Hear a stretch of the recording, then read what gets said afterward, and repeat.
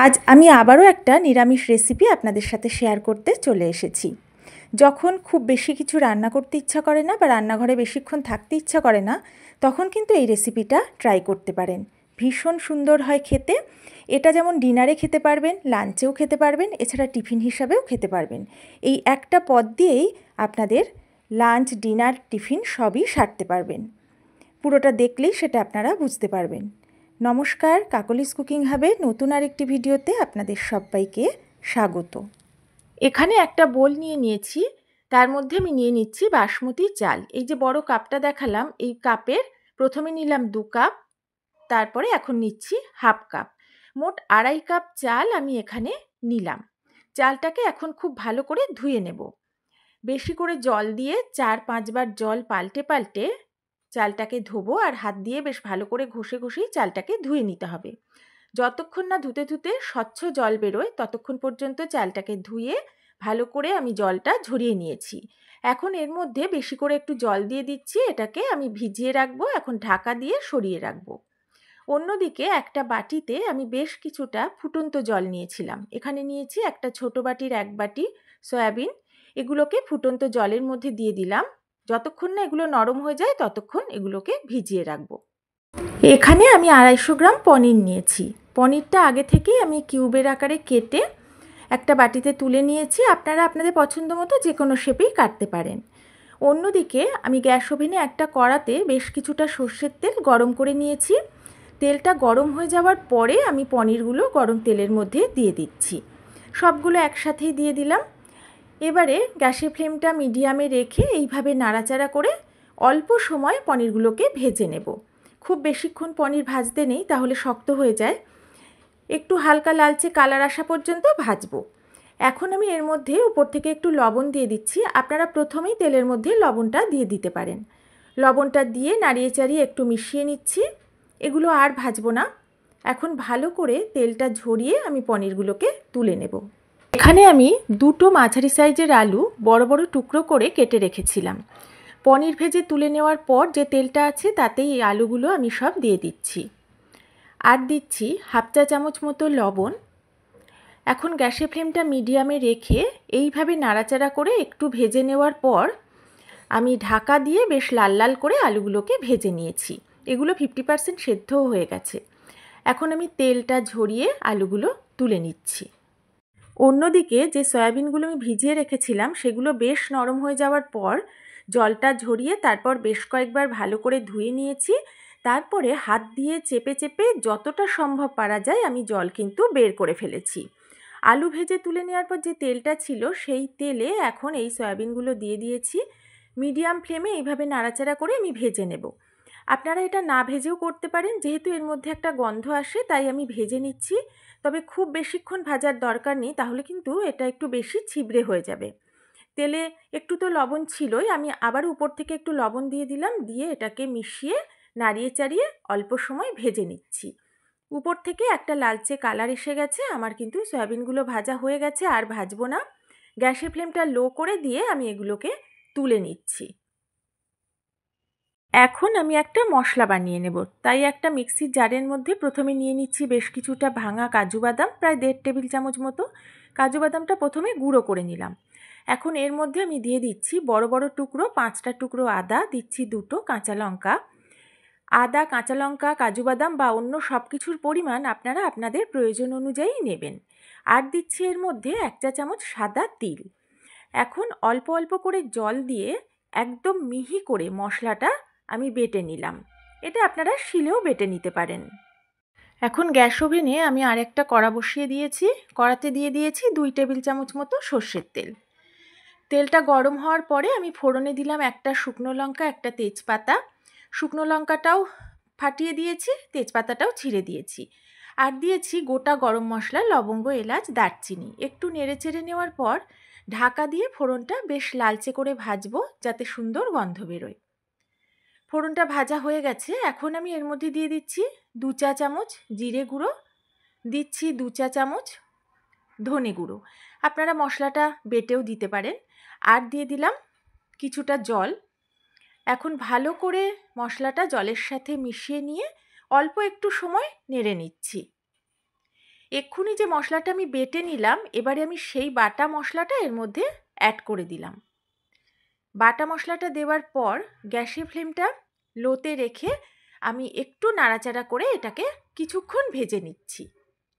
কিছুটা সময় এইভাবে নাড়াচাড়া করতে করতে মশলাটা কিন্তু একটু ভাজা ভাজা হয়ে যাবে। একটু ভাজা ভাজা হয়ে গেছে। এখন আমি মিক্সির জারটা ধুয়ে দিয়ে দিলাম কিছুটা জল, জারে অনেকটা মশলা লেগেছিল। আর দিচ্ছি হাফ চা চামচ কাশ্মীরি লঙ্কার গুঁড়ো, দিচ্ছি হাফ চা চামচের একটু কম হলুদ গুঁড়ো। এখন আর দিয়ে দিলাম স্বাদ মতো লবণ। এবারে সব কিছু ভালো করে মিশিয়ে প্রথমে নাড়িয়ে চাড়িয়ে মিনিট খানেক ভেজে নেব। যেহেতু বাদাম দেওয়া আছে, এটা কিন্তু তলায় লেগে যেতে পারে, তাই প্রথমে সমানে একটু নাড়াচাড়া করে নিচ্ছি।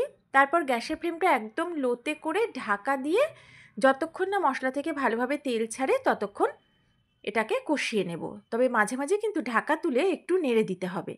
ঢাকাটা তুলে নিয়েছি, উপর থেকে তেল ভেসে উঠেছে। আমি এখন আবারও একটু নাড়াচাড়া করে মিনিট খানেক ভেজে দিচ্ছি। মাঝে ঢাকা তুলে 2-3 বার নেড়ে দিয়েছিলাম, কারণ একটু সময় পরপরই কিন্তু তলায় একটু লাগা লাগা হয়ে যাচ্ছে, যেহেতু বাদামটা দেওয়া আছে। এখন এটাকে মিনিট খানেক ভেজে নেওয়ার পর যে সয়াবিনগুলো আমি ভেজে রেখেছিলাম সেগুলো আমি এর মধ্যে দিয়ে দিলাম। এখন মশলার সাথে এই সয়াবিন ভালো করে মিশিয়ে নেওয়ার পর আবারও 1 থেকে 1.5 মিনিট এইভাবে নাড়াচাড়া করে একটু কষিয়ে নেব। একটু ভালো করে আমি কষিয়ে নিয়েছি, তেল ছাড়তে শুরু করেছে। এখন আমি এর মধ্যে দিয়ে দিলাম ভেজে রাখা আলু, আর কিছুটা কড়াইশুঁটি ছাড়িয়ে রেখেছিলাম সেটাও দিলাম। এখন আমি মশলার সাথে সমস্ত উপকরণ ভালো করে মিশিয়ে নিচ্ছি। এটা মিশিয়ে নেওয়ার পর লো ফ্লেমে ঢাকা দিয়ে আমি 2 মিনিট মতো কষিয়ে নেব।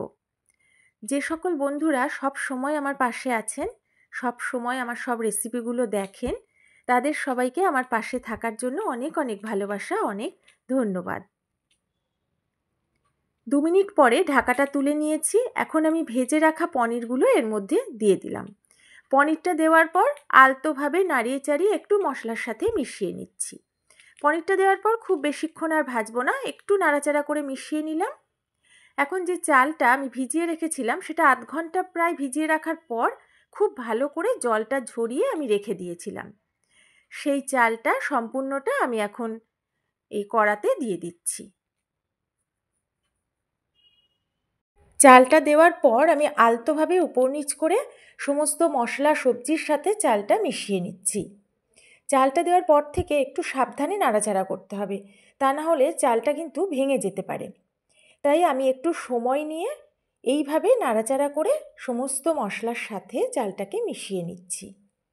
যারা এতক্ষণ আমার সাথে থেকে ভিডিওটা দেখছেন, যদি পুরোটা দেখার পর ভালো লাগে, অন্য দিনের মতো আবারও একটু মনে করিয়ে দিচ্ছি, আমার ভিডিওতে একটা লাইক করবেন, পারলে একটু শেয়ার করবেন, আর কমেন্ট করে অবশ্যই জানাবেন আপনাদের মতামত। আর যারা নতুন বন্ধু, আমার ভিডিও ভালো লাগলে বন্ধু হয়ে পাশে থাকবেন। পাশে থাকা বেল আইকন আর অল অপশানটা প্রেস করে দেবেন, তাহলে আমার নতুন ভিডিও নোটিফিকেশানটাও আপনারা সহজেই পেয়ে যাবেন। ভালো করে এটাকে আমি মিশিয়ে নিলাম। আমি একটা বড় টমেটো একটু বড় বড় টুকরো করে কেটে রেখেছিলাম, সেই টমেটোর টুকরোগুলো এখন দিয়ে দিলাম। যেহেতু টমেটোটা দিয়েছি, আমি আলতোভাবে উপর নিচ করে একটু মিশিয়ে নিচ্ছি। এখন আমি এর মধ্যে অ্যাড করে দেব জল। যে কাপের মাপে চাল নিয়েছিলাম সেই কাপের মাপেরই যতটা চাল তার ডবল পরিমাণ জল দেব। তার মানে আমি 2.5 কাপ চাল নিয়েছিলাম, আমি এখানে জল দেব 5 কাপ। দেখুন এই কাপেরই 5 কাপ জল আমি এতে অ্যাড করে দিচ্ছি। জলটা কিন্তু অবশ্যই ঠিকঠাকভাবে এখানে অ্যাড করবেন। জলটা দেওয়ার পর জলের সাথে সব উপকরণ আমি নাড়িয়ে চাড়িয়ে ভালো করে মিশিয়ে নিচ্ছি। এখন এটাকে একটু হাই ফ্লেমে রেখেছি যাতে এটা ফুটে ওঠে। ফুটে ওঠার পরই পরিমাণ মতো লবণটা চেক করে লবণটা দিয়ে দেব, কারণ পরে লবণ দিতে গেলে লবণটা ভালোভাবে মিশবে না। এখন এটাকে একটু নাড়িয়ে চাড়িয়ে ভালো করে মিশিয়ে নিচ্ছি। এটা ফুটে উঠেছিল, আমি এখন লো ফ্লেমে করে দিয়েছি। আমি আগেই 1 চা চামচ লবণ দিয়েছি, এটা দেখানো হয়নি, এখন আরও 1 চা চামচ দিলাম। এবার নাড়িয়ে চাড়িয়ে এটা মিশিয়ে নিলাম। এবার লো টু মিডিয়াম ফ্লেমে আমি ঢাকা দিয়ে 15 মিনিট রান্না করব। তার ফলে জলটাও ঠিকঠাকভাবে শুকিয়ে যাবে আর চাল সবজি সব কিছুই সেদ্ধ হয়ে যাবে। ঠিক 15 মিনিট পরে আমি ফাইনালি ঢাকাটা তুলে নিয়েছি। মাঝে একটাবার ঢাকা তুলে একটু উপর নিচ করে দিয়েছিলাম। উপর থেকে এটা কিন্তু একদম ঝরঝরে হয়ে গেছে, তবে ভেতরে কিন্তু ভেজা ভাবটা আছে একদম তলার দিকটা। এখন আমি এর মধ্যে দিয়ে দিচ্ছি স্বাদ মতো চিনি। মিষ্টিটা আপনারা যে যেমন পছন্দ করেন তেমনই দেবেন। আর দিচ্ছি 2.5 চা চামচ ঘি। ঘিটাও আপনারা যে যতটা খেতে পছন্দ করবেন ততটাই দেবেন। আর দিয়ে দেব 2টো কাঁচা লঙ্কা। এখন আলতোভাবে উপর নিচ করে এই সব কিছু একটু মিশিয়ে নেব।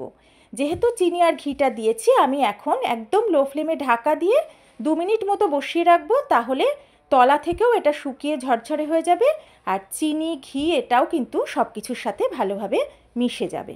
সম্পূর্ণ নিরামিষ 1 পট মিল বা মিক্সড পোলাও একদম রেডি হয়ে গেছে খাওয়ার জন্য। গরম গরম এটা খেতে কিন্তু ভীষণ ভালো লাগবে। হাতে সময় কম থাকলে বা কাজের থেকে ফিরে কিছু বানাতে ইচ্ছা না করলে এক পাকে এটা কিন্তু বানিয়ে নিতে পারেন। বাড়ির সবাই খেয়ে খুশি হবে, আপনারও ভালো লাগবে। যদি আমার রেসিপিটা ভালো লাগে অবশ্যই খেয়ে আমাকে জানাবেন কেমন লেগেছে। আজকের মতো আমি বিদায় নিচ্ছি। নতুন রেসিপি নিয়ে আবার চলে আসব। সবাই ভালো থাকবেন, সুস্থ থাকবেন।